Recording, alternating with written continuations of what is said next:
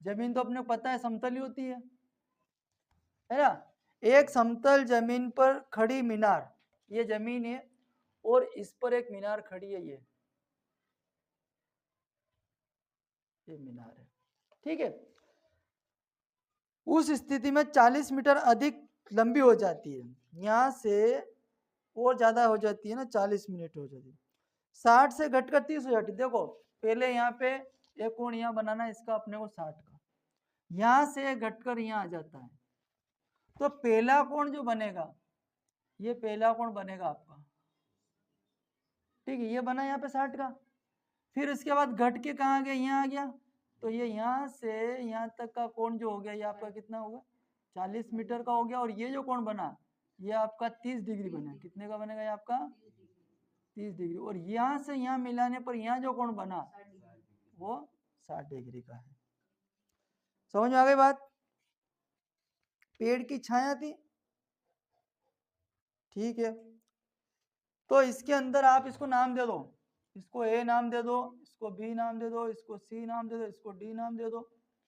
अब उसने पूछा है कि मीनार की ऊंचाई ज्ञात कीजिए आप, है ना, अपने को निकालना मीनार, तो अपने को निकालना पड़ेगा भैया। सबसे पहले अपने देखो जो जो अपने को दे रखा है वो तो कोई दिक्कत नहीं है, जो नहीं दे रखा उसको अपने को मानना पड़ेगा। सबसे पहले उसने क्या पूछा प्रश्न में, किसकी ऊंचाई निकालनी है, मीनार की ऊंचाई निकालनी। मीनार की ऊंचाई को अपन, ये मीनार है आपकी, ये आपकी मीनार है, तो ये यहाँ से यहाँ तक की ऊंचाई को हम क्या मान लेते हैं, एच मान लेते हैं, ठीक है, सबसे पहले।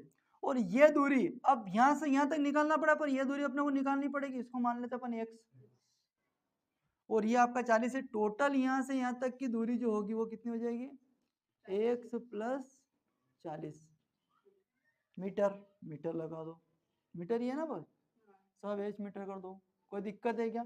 हमने माना, लिखते हैं अपन कि माना कि ए बी एक मीनार है, ठीक है, ज्यादा हिंदी लिखनी, ए बी एक मीनार है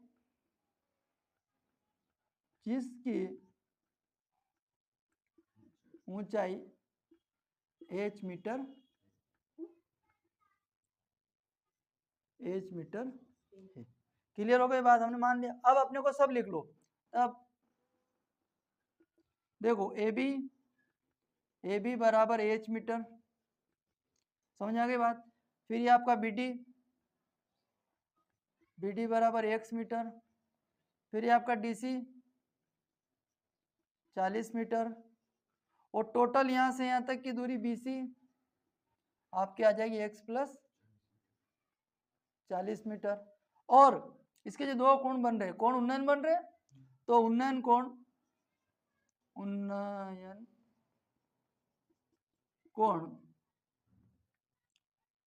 ए डी बी बराबर 60 डिग्री और कोण ए सी बी बराबर 30 डिग्री। क्लियर हो गई बात। दोनों ले लिया अपन ने। अब अपन को लिखना है, दो त्रिभुज बन रहा है, एक तो ये वाला ने एक बड़ा, तो अपन लिखेंगे सबसे पहले प्रश्न अनुसार,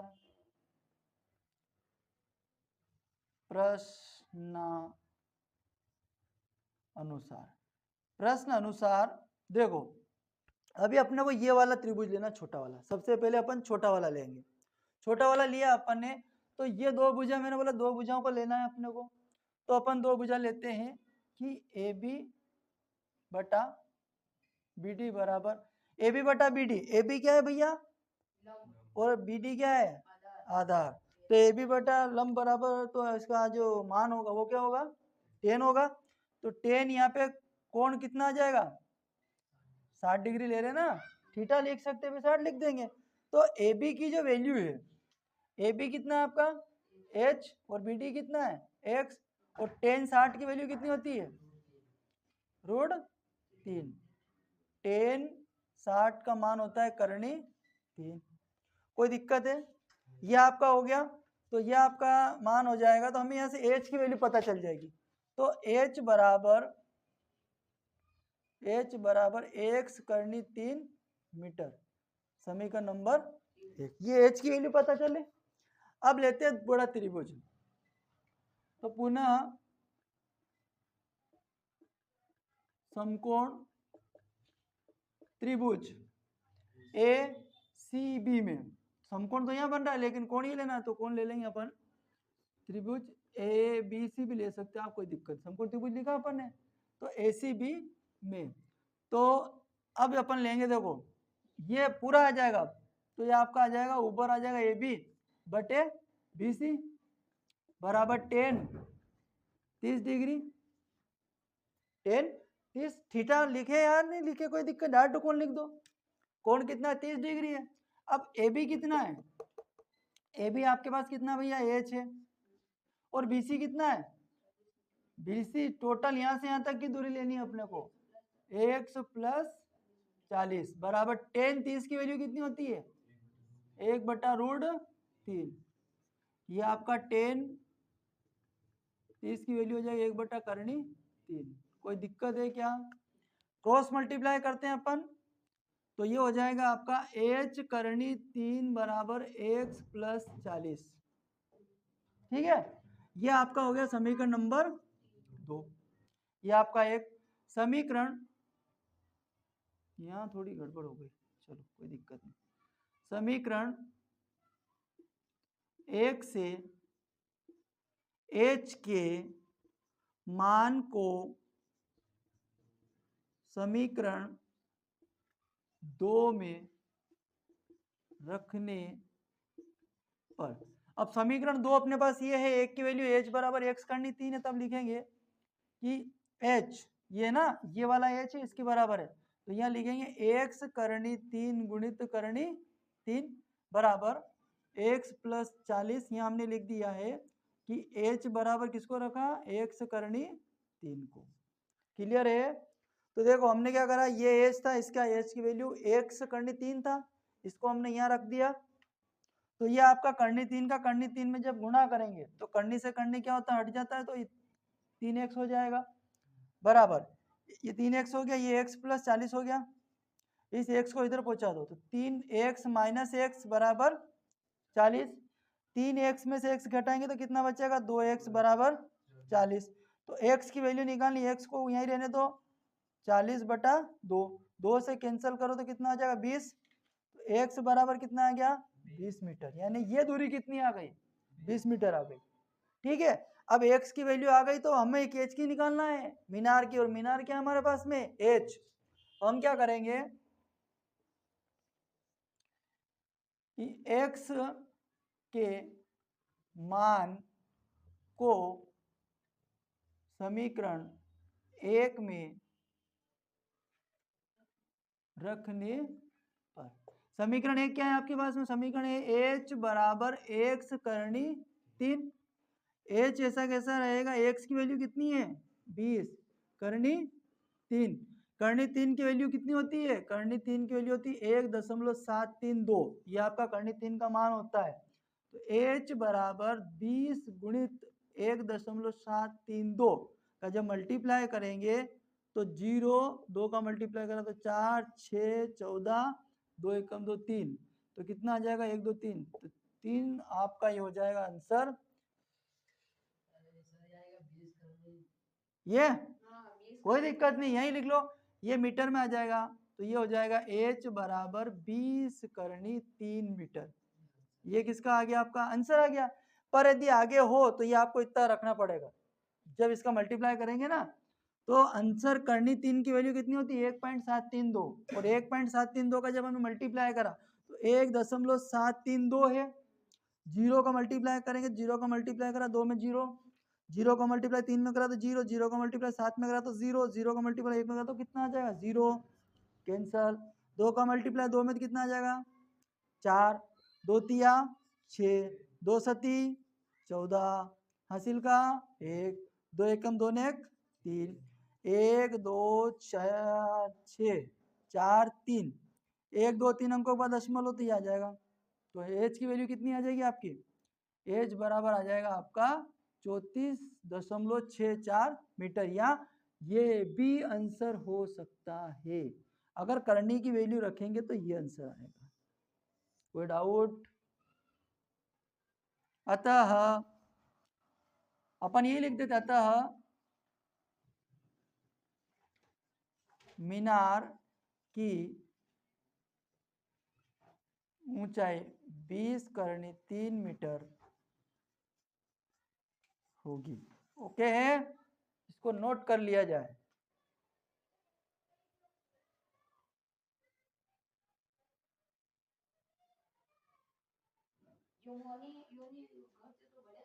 चलो प्रश्न क्रमांक 1 के अंदर आ गए अपन, प्रश्नावली में, है ना।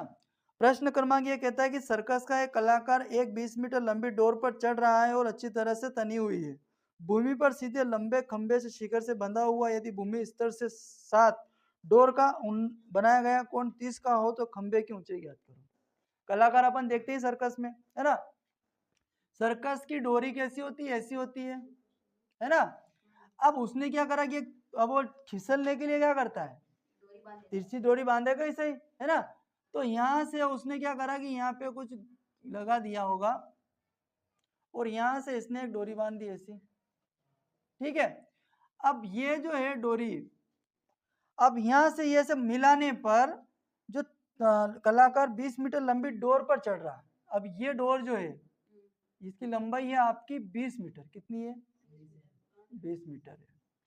और इसका जो डोर का बनाया गया कोण, ये यहाँ जो कोण बना है ये आपका 30 डिग्री, कितना है, ये आपका हो गया 30 डिग्री।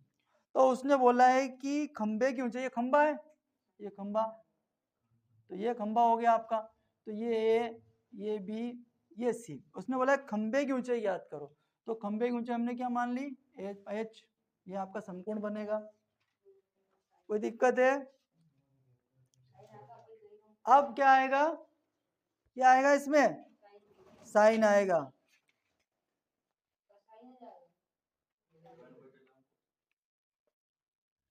अब पता चल जाएगा ना, साइन ही आना चाहिए वैसे तो।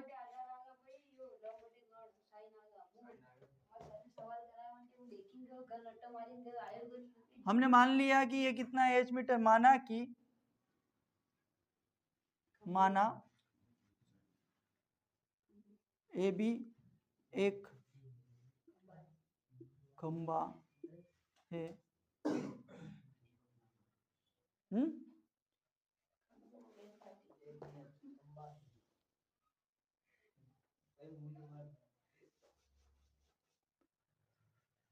खंबा है ना, जिसकी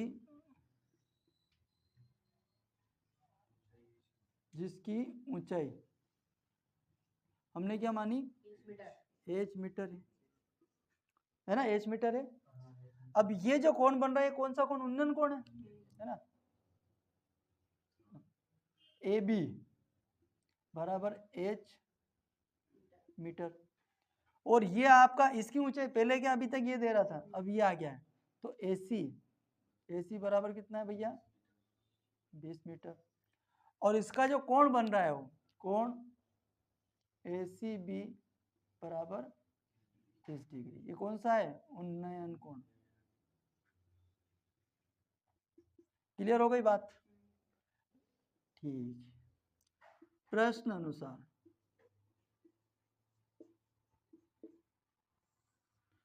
ये आपका है AB, जिसको ज्ञात करना उसको ऊपर लिख लो।